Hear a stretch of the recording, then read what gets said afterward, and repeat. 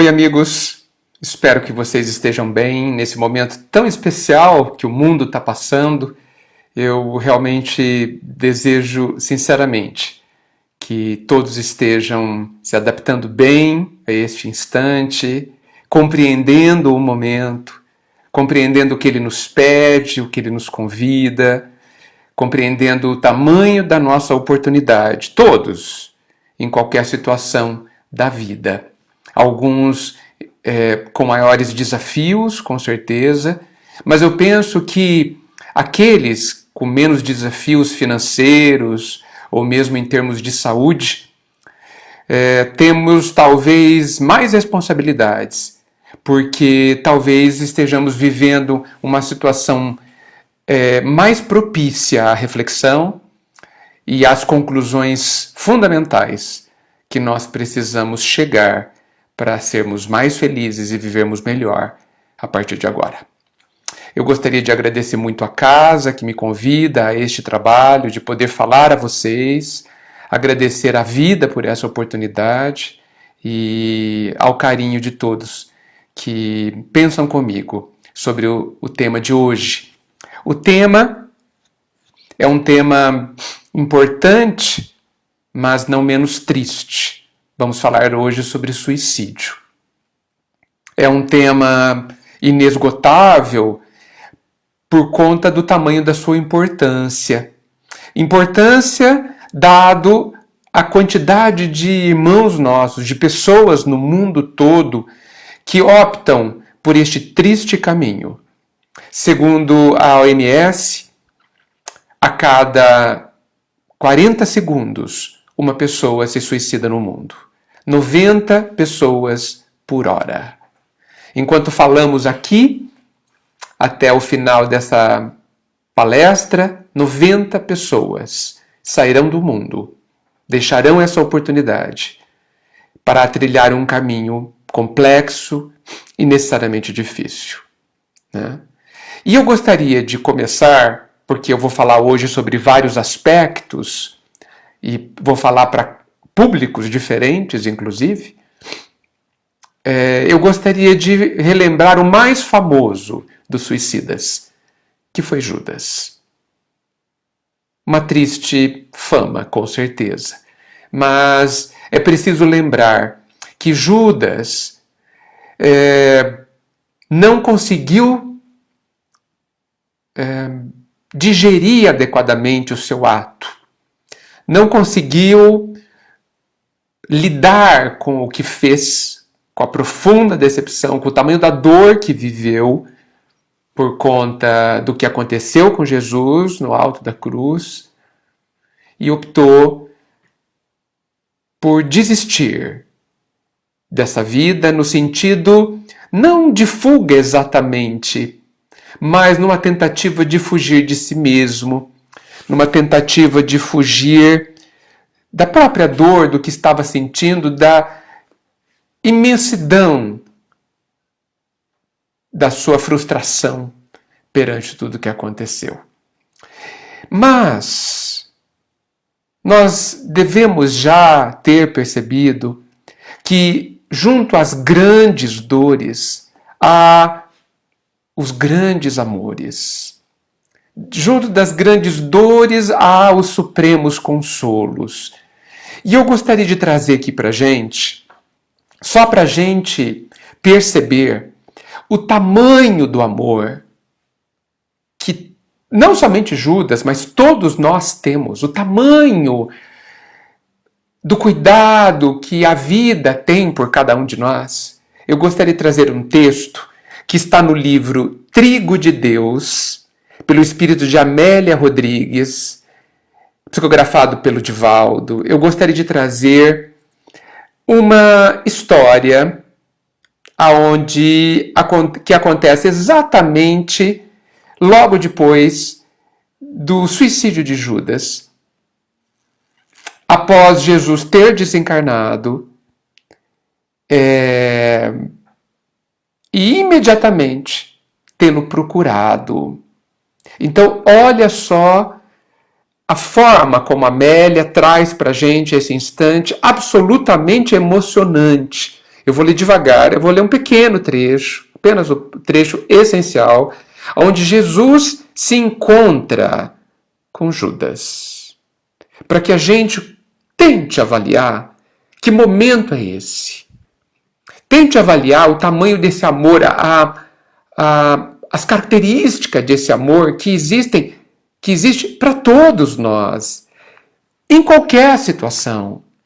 E aqui eu trago essa cena para nós ponderarmos nisso. Trago essa cena para que os pais, os amigos, os parentes, de todos aqueles que já tenham se suicidado, eu quero que vocês todos, que nós todos, percebamos que ninguém está em desamparo. Não há, dentro da ótica do Mestre, essa palavra, ela não tem sentido. Não há ninguém fora do alcance do amor do Pai. Ninguém nem coisa alguma. E esse amor que é infinito, essa palavra ainda incompreensível, essas duas palavras, na verdade, né, amor e infinito, são incompreensíveis ainda na sua totalidade para nós. Nós precisamos nos esforçar para ter uma noção, para ter uma ideia do que significa esse amor infinito para cada um de nós. Para que os nossos erros não sejam motivos de nos afastar do Pai, do Mestre. Para que a vergonha que a gente sente por tanto receber e ainda assim não conseguir acertar, tentando ou não, que essa vergonha se dilua nesse amor infinito e nós possamos nos levantar após as nossas quedas esplendorosas, às vezes, as nossas quedas gigantescas, que a gente se levante, considerando quem somos, filhos e obra-primas do Pai, e a gente reúna as nossas dores depois de uma queda tão grande. Se levante, apoiado por esse amor, por essa mão que nos sustenta. E a gente prossiga com coragem e com a certeza, com a fé, com a profunda convicção de que ninguém caminha longe do amor do Pai, como o próprio Paulo já nos disse. Vejamos esse trecho magnífico. Então, antes de aparecer as mulheres que foram ao túmulo vazio, Jesus descera às regiões penosas do mundo inferior, ao qual se arrojara Judas invigilante. Esse descera está entre aspas, para que a gente tome cuidado com essa questão de alto e baixo. Debatendo-se na constrição psíquica do laço que o enforcara. Então vejam, Judas se enforcou. Ele já não tem mais o corpo, ele está no plano espiritual, né? Mas há um laço psíquico, há um laço que a mente dele cristalizou existir. Então ele se sente dessa forma. Vou recomeçar. Debatendo-se na constrição psíquica do laço que o enforcara e sob a truanesca zombaria daqueles espíritos que o estimularam à tragédia, tornara-se o símbolo da suprema desdita, da suprema dor. Observe. Apesar de haver um conjunto de espíritos que estimulou o enforcamento, o suicídio de Judas, a responsabilidade é dele. Evidente que a presença dessa legião de espíritos que o estimulou atenua a responsabilidade de Judas. Com certeza, a lei é divina, a justiça é amorosa e o amor é justo. Então, vejamos. No aturdimento ímpar sem poder ver o amigo divino, sentiu momentaneamente atenuarem-se-lhe as dores e a loucura, e ouviu-lhe a voz dúlcida nos refolhos do ser. Então Judas não podia ver Jesus, né? Mas ele sentiu que as suas dores e a sua loucura se atenuaram. E no íntimo, nos refolhos do ser, ele ouviu uma voz dúlcida dizendo assim: preparem os seus corações. Jesus disse da seguinte forma a Judas: e diz, suspeito eu, permanentemente a todos nós. Jesus disse assim: Judas, sou eu. Jesus se apresenta para todos nós. Jesus se coloca. E isso, gente, não é uma figura de linguagem. Isso não é uma figura poética. Não é uma possibilidade. Jesus está conosco. Nós precisamos tornar esse Jesus presente, mais presente na nossa vida, de uma forma um pouco mais concreta, um pouco mais objetiva, como uma presença, de fato. Algo que a gente precisa desenvolver. Judas, ele disse, sou eu. Eu gostaria que todos pensassem e imaginassem Jesus dizendo isso para todos nós. Porque ele diz: Judas, sou eu. Confia e espera. Ainda há tempo. Nenhuma das minhas ovelhas se perderá. Quanta esperança, meu Deus. Confia e espera. Ainda há tempo. Perdoa-te o ultraje. Então vejam, Jesus não está oferecendo perdão a Judas. Não é necessário nem possível. Jesus está pedindo para Judas se perdoar. Perdoa-te o ultraje, a fim de que te possas libertar da culpa e recuperar-te. Jesus pensando em Judas. Amor. E ele continua. Acende a candeia da esperança e a sombra cederá. Então, olha que lição profunda nós temos. Acende a luz da esperança e a sombra irá embora. A sombra dos nossos sofrimentos, dos nossos desafios, dos nossos dramas, dos nossos vazios interiores, das nossas torturas íntimas, mágoas, enfim, das nossas tristezas mais profundas, acende a candeia da esperança e a sombra irá embora. Recorda o amor, disse Jesus, de modo que a paz se te aninhe no coração. Recorda o amor que Jesus havia ensinado a Judas e também a todos nós. Recorda. E a paz virá.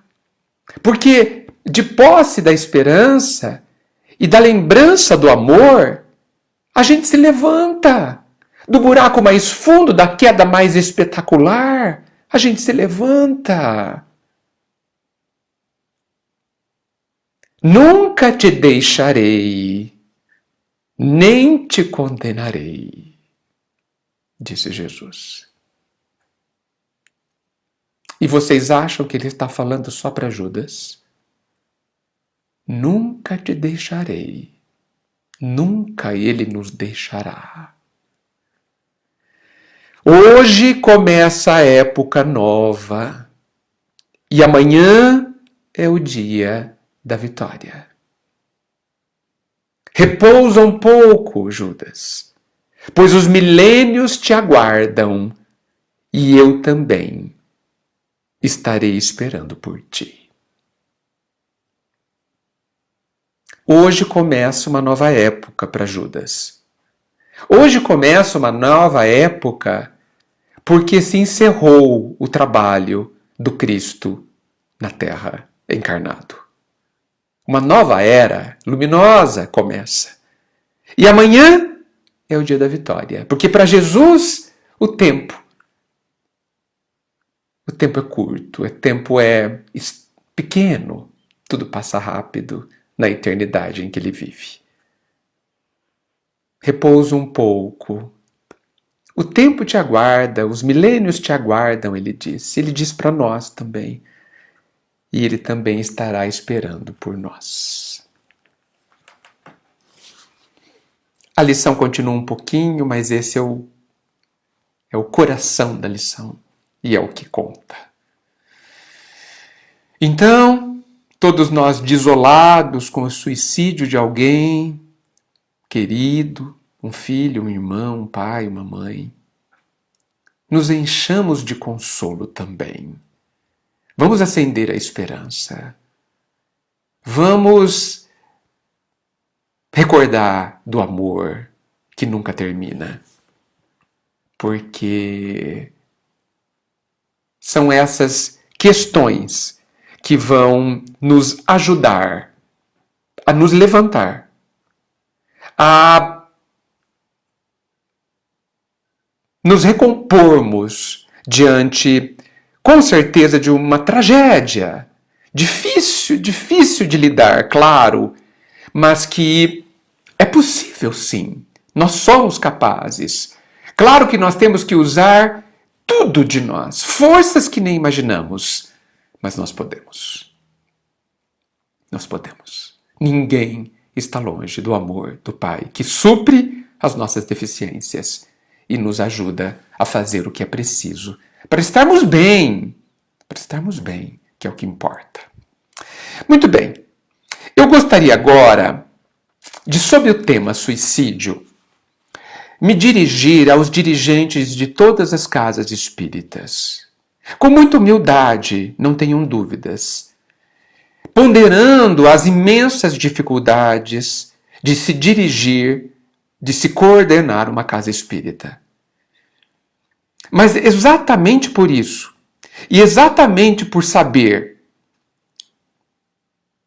quão grandes são as nossas dificuldades, as de cada um, as de todos, é importante que todos nós nos lembremos, que todos os dirigentes das casas espíritas se lembrem do quanto podem ajudar àqueles que talvez se suicidem, aqueles que têm tendências à depressão, ao desânimo, aqueles mais introspectivos, que se abrem poucos, aqueles que têm menos ou poucos amigos, aqueles que não buscam um atendimento fraterno, aqueles que não conseguem elevar as suas esperanças e acender a sua luz,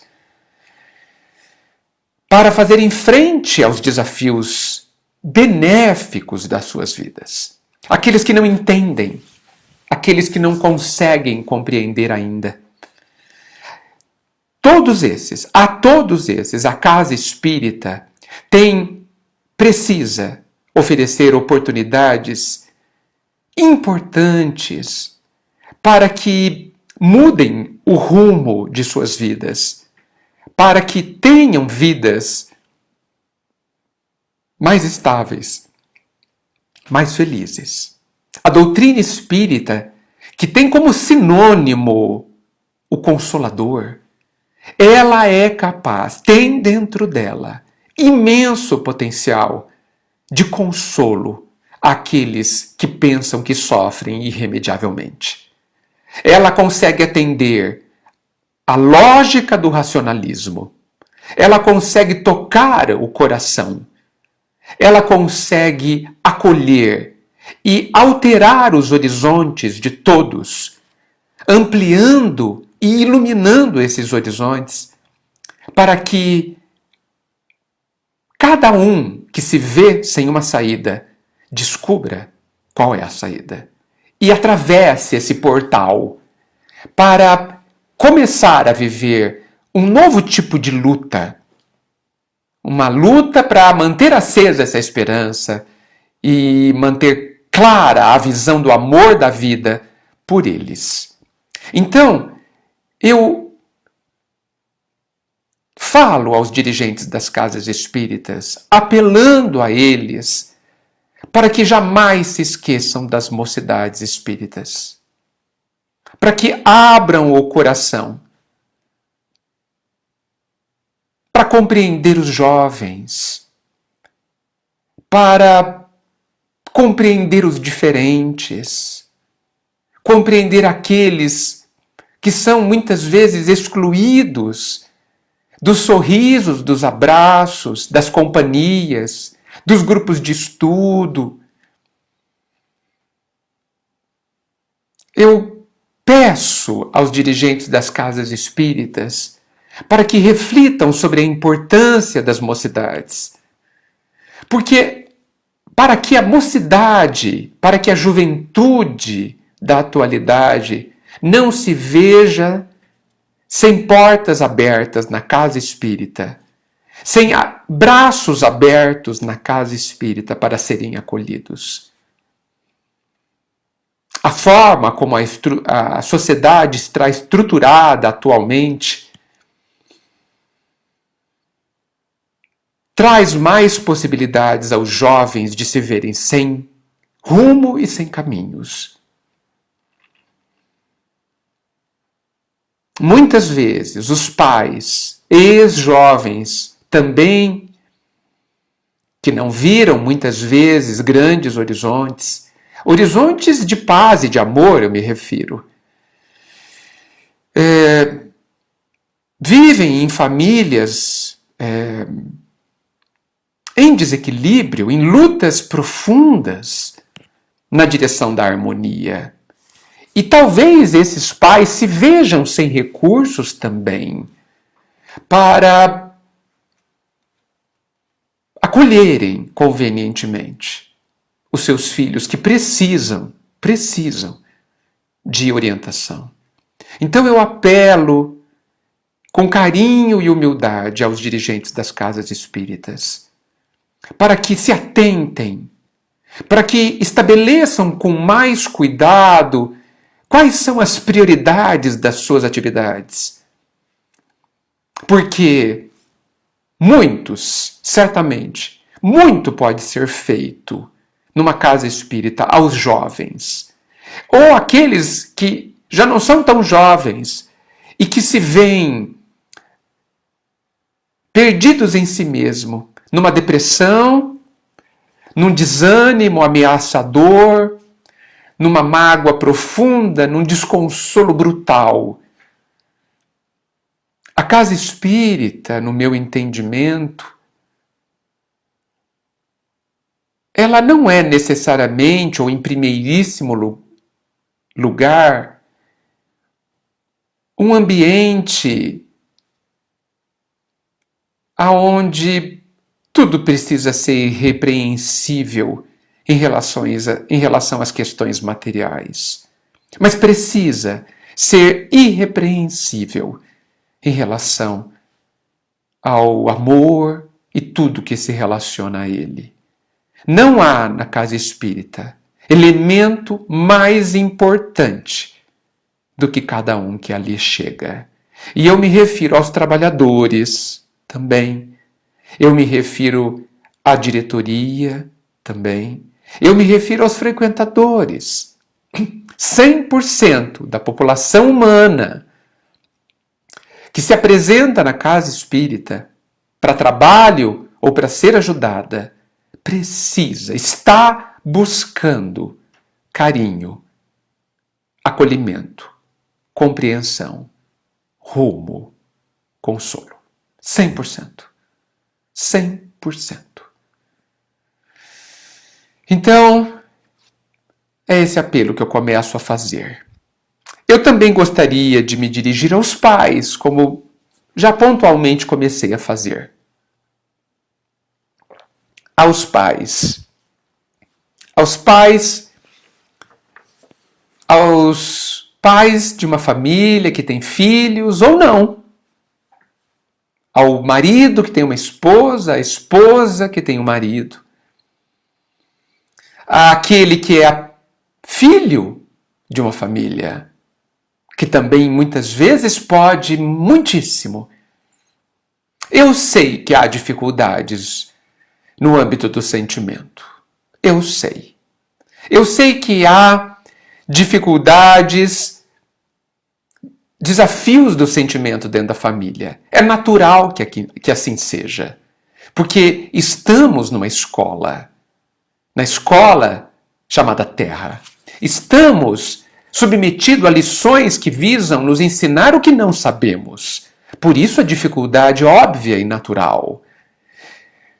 Eu sei que muitas vezes os nossos sentimentos estão doentes. Doentes.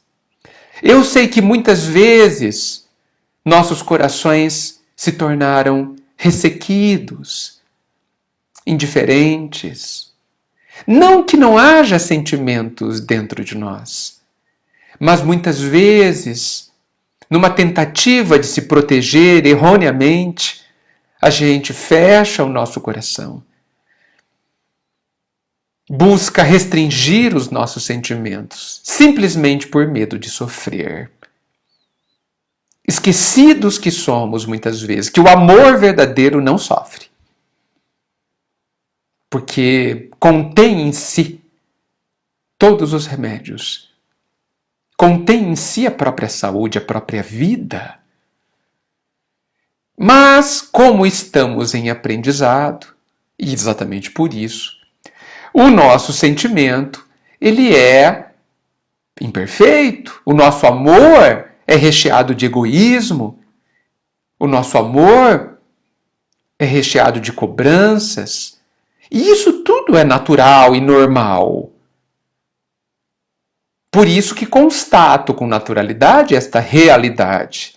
A maioria de nós temos doenças no âmbito do sentimento. Por que eu estou me referindo a isso? Porque se quisermos ajudar aqueles que estão perto de nós e que têm tendências ao suicídio, quem são essas pessoas que têm tendências ao suicídio? São aquelas que não reconhecem em si mesmo a capacidade de fazer em frente a todos os desafios da vida. Que não conseguem descobrir a alegria no viver. Que se sentem inferiores. Que se sentem menores. Que se sentem esquecidos. Que não se sentem amados. Estas são as pessoas mais frágeis. E muitos de nós temos percentuais diferentes disso tudo, com certeza. Mas alguns têm tudo isso de forma mais agravada, trazendo a eles uma fragilidade superior que pode facilitar a eles o caminho ao suicídio. O fato de sermos, a maioria de nós, doentes do sentimento, não nos tira a responsabilidade de ajudá-los, até porque a dor deles também nos afeta. A dor deles também nos faz sofrer. Então, eu apelo também a todos os pais e a todos os representantes das famílias, a todos os componentes das famílias, que somos todos nós, no final das contas. Olhem para os próprios sentimentos e batalhem a busca da cura dos próprios sentimentos.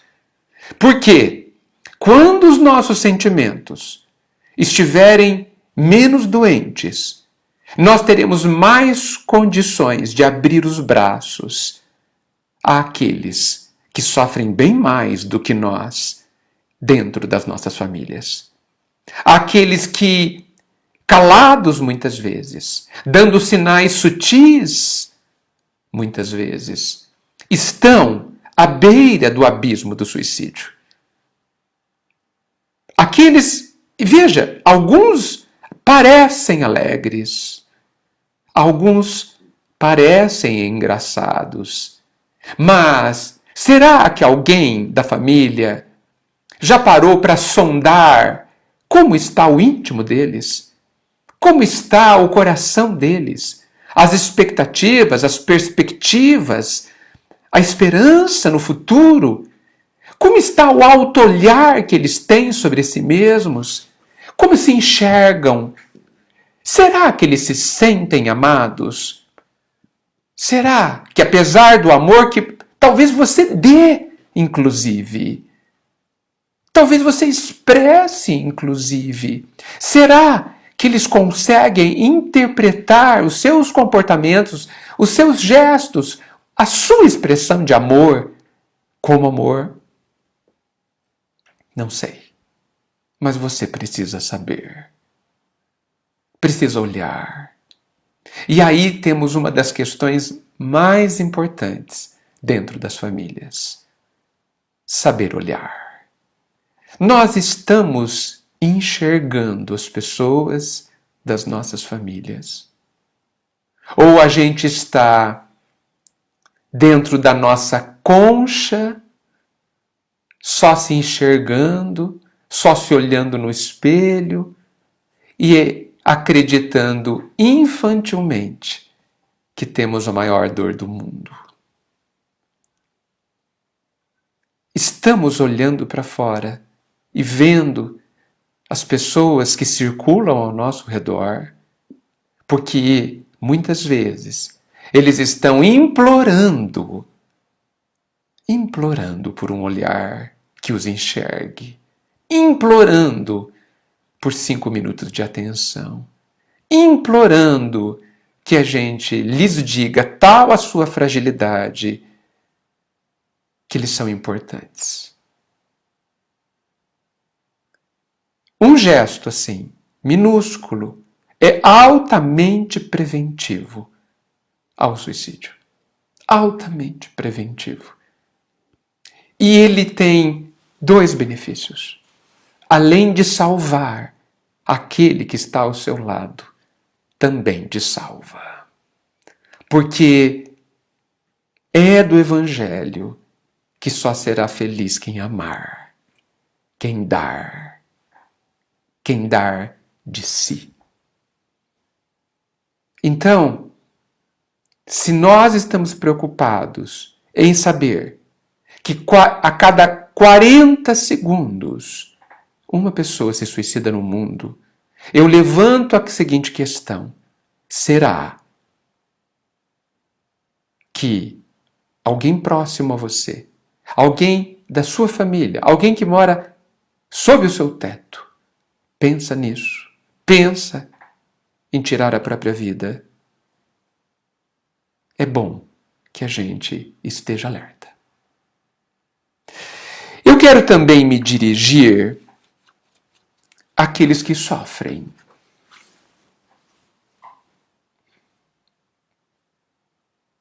Aqueles que mais sofrem. Eu não estou me dirigindo a quem tem muitos desafios apenas. Eu não vou me dirigir àqueles que vivem situações verdadeiramente dificílimas. Não. Eu vou me dirigir àqueles que sofrem diante da situação em que vive. Eu vou me dirigir àqueles que sofrem e que pensam que é irremediável o seu sofrimento. Aqueles que pensam que são incapazes de resolver as suas questões e ter paz. Quero me dirigir àqueles que acham que não são capazes de fazer alguma coisa a ponto de se auto-admirarem, por menor que seja. Eu quero me dirigir àqueles que se entendem como sendo um lixo na vida, um ser insignificante na vida. É a você que eu me dirijo agora.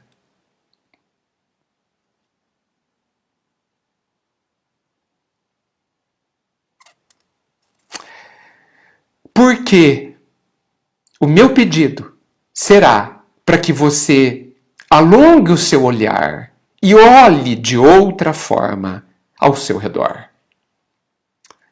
A solução para o seu sofrimento está em você.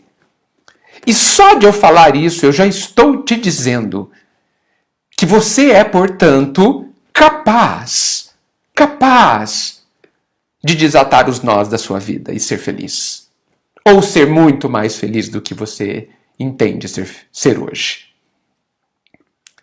Você consegue, eu sei, você é capaz de olhar ao seu redor, olhar para todo o desprezo das pessoas sobre você, olhar para toda a discriminação, para todo o preconceito, para toda a indiferença, olhar para os seus defeitos. Você é capaz de olhar para todos os seus erros. Você é capaz de verificar que talvez você não tenha feito nada de importante, nada de digno, nada de bom ainda na sua vida. É possível que seja assim a sua vida. E você é capaz de olhar para tudo isso e decidir que a sua vida vai ser diferente. Eu estou te dizendo que a forma como você vai viver a sua vida está ao alcance da sua decisão.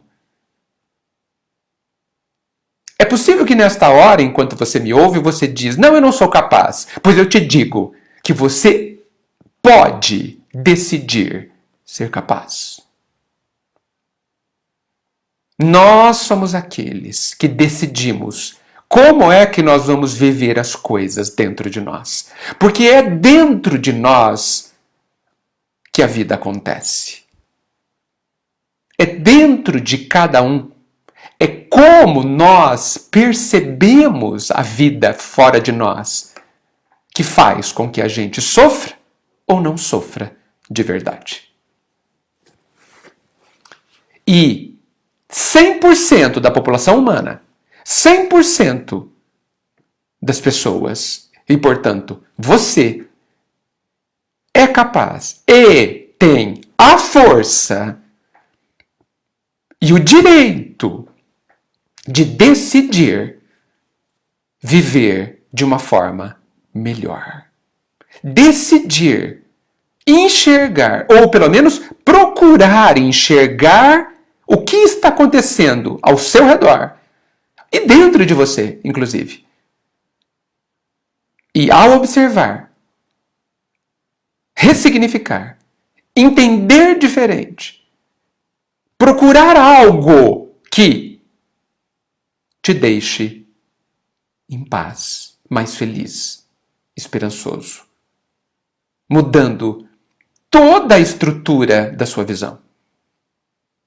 Eu gostaria que alguém me dissesse que não é capaz de decidir diferente como é que vai viver.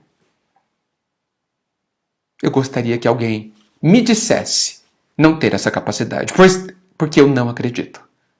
Eu não, até o momento, não consigo reconhecer alguém incapaz. E olha que eu me refiro a situações, às vezes, muito difíceis. Muito difíceis. Onde aparentemente não há solução, mas há. Não muitas vezes a solução para o que está acontecendo do lado de fora, mas certamente a solução para que você veja o que aconteceu do lado de fora de uma outra maneira, a ponto de diminuir a sua dor, de diminuir a visão que você tem da vida, das coisas e de você mesmo, para que você encontre muito mais paz do que você pode imaginar. Eu digo, para mim e para todos, que há muita preguiça dentro de nós. Que há, muitas vezes, de forma cristalizada, a ideia de que nós não somos capazes. E até sobre essa crença terrível, limitante, aprisionante, nós podemos decidir de outra forma. É possível que haja pessoas que a vida inteira, desde criança, ouviu dos pais que é um incapaz, que é um incompetente, que é um lixo, que não tem valor. É possível que durante 20 anos, diariamente, a pessoa tenha ouvido isso. Isso é uma situação bastante difícil. A tal ponto que talvez isso tenha se cristalizado dentro dessa pessoa de 20 anos. Mas eu insisto, há dentro de você a capacidade para olhar para esta condição, para essa cristalização que te diz, você é incapaz, e você dizer, não, eu não sou incapaz, eu sou capaz. E se não sou capaz hoje de fazer isso ou aquilo, eu sou capaz de aprender a fazer, seja o que for, porque eu tenho tempo. Porque há uma força dentro de mim que me diz que eu sou capaz. E veja, percebam, eu afirmei tudo isso e coloquei essa questão sem me referir, e eu vou fazer isso agora apenas, sem me referir ao fato que somos filhos de Deus e ao fato que somos imortais. Porque nós espíritas, ou melhor, todos nós cristãos, que procuramos interiorizar os pilares do Cristo dentro de nós, já sabemos, ou pelo menos já tomamos ciência, de que nós somos imortais, pois filhos de Deus. O fato de Jesus ter voltado após o terceiro dia implantou dentro da mente da humanidade a questão da vida eterna, a questão da imortalidade. Não que não existisse antes, mas ali firmou-se um marco poderoso que vem nos dizendo até hoje que somos imortais. E que diante da imortalidade nós precisamos concluir que nada é irremediável. Os erros mais estrondosos, mais terríveis que tenhamos cometido, têm, no tempo infinito, a oportunidade de serem reajustados, reharmonizados, arrumados.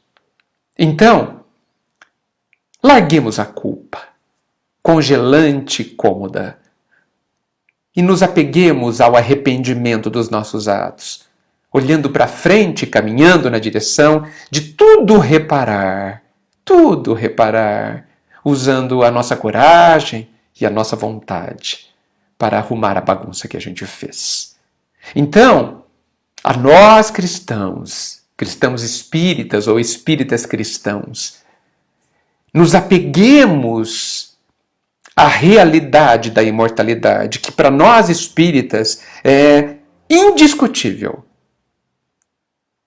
Nos apeguemos à grandeza do amor do Pai, provada por Jesus tantas vezes para cada um de nós, que vem nos dizendo desde então que nós somos amados.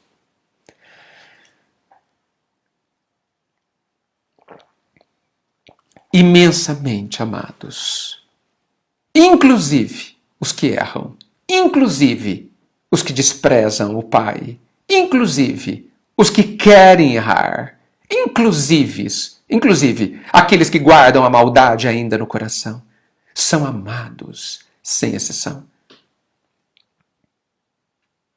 E por fim, atentos à nossa origem, nós precisamos lembrar que somos capazes.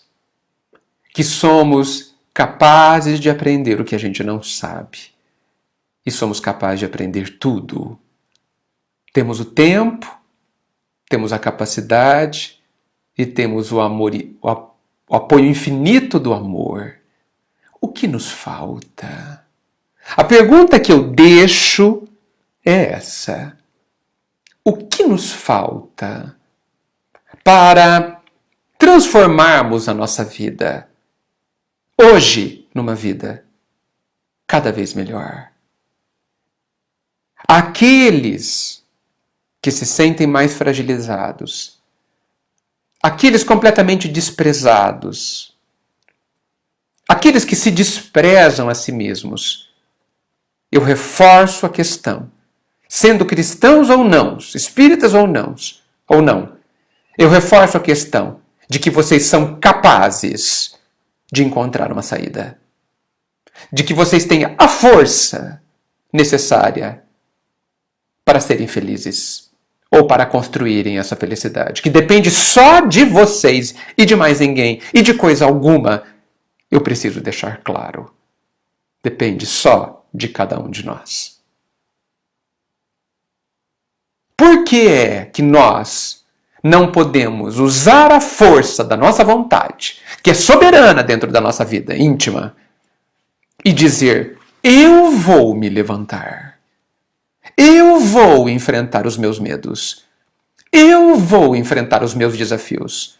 Eu não sei como, mas eu aprenderei como. Eu tentarei de 1000 formas, e se cair 1000 vezes, eu levantarei 1001, para que eu deixe claro a mim mesmo de que há dentro de mim uma vontade inesgotável de ser feliz. E de que com o uso dessa vontade direcionada contra tudo que me limita interiormente, o meu destino é ser feliz, é ter paz, é fazer brilhar a minha própria luz. A todos nós, aqueles que não pensam em suicídio hoje, mas que não sabemos se pensaremos amanhã. Fiquemos todos nós alertas, porque não nos conhecemos suficientemente para saber hoje avaliar se estamos imunes ao desânimo e à depressão. Não sabemos. Não sabemos que tipo de sentimento, que tipo de reação se levantará de dentro de nós diante de situações potencialmente muito críticas que podemos talvez viver.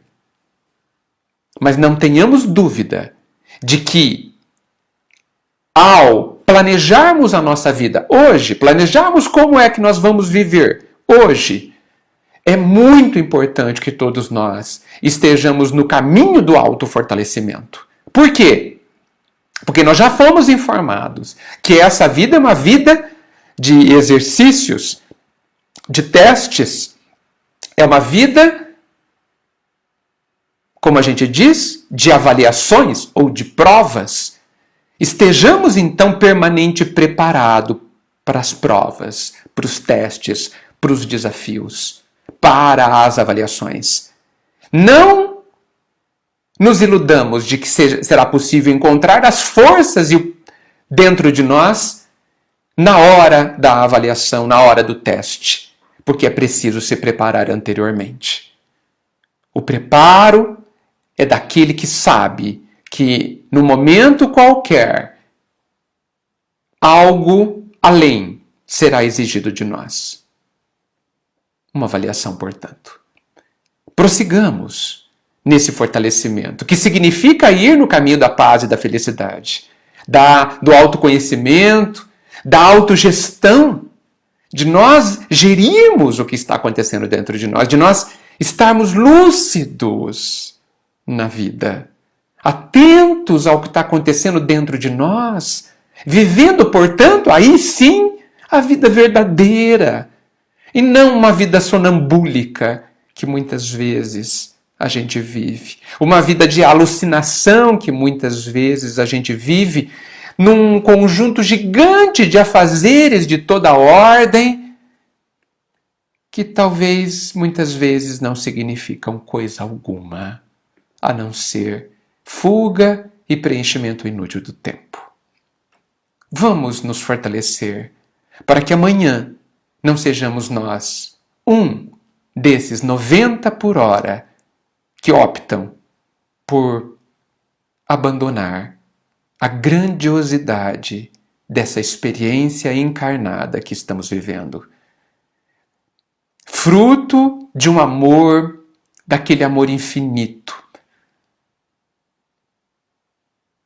com potencial, essa vida, essa experiência, de nos trazer felicidades, evidentemente não absolutas, porque ela não há ainda sobre a Terra, mas em níveis inimagináveis para nós, que tão erroneamente ainda acreditamos que não é possível ser bastante feliz aqui na Terra. Eu deixo a minha gratidão a essa oportunidade novamente, a cada um de vocês, sendo que meu único desejo neste instante, ao terminar, é que cada um de vocês enxergue a própria luz, a própria grandeza, a própria capacidade e trabalhe para fazê-la brilhar na sua própria vida. Que Jesus nos abençoe e Ele abençoa permanentemente. Que assim seja. Muito obrigado.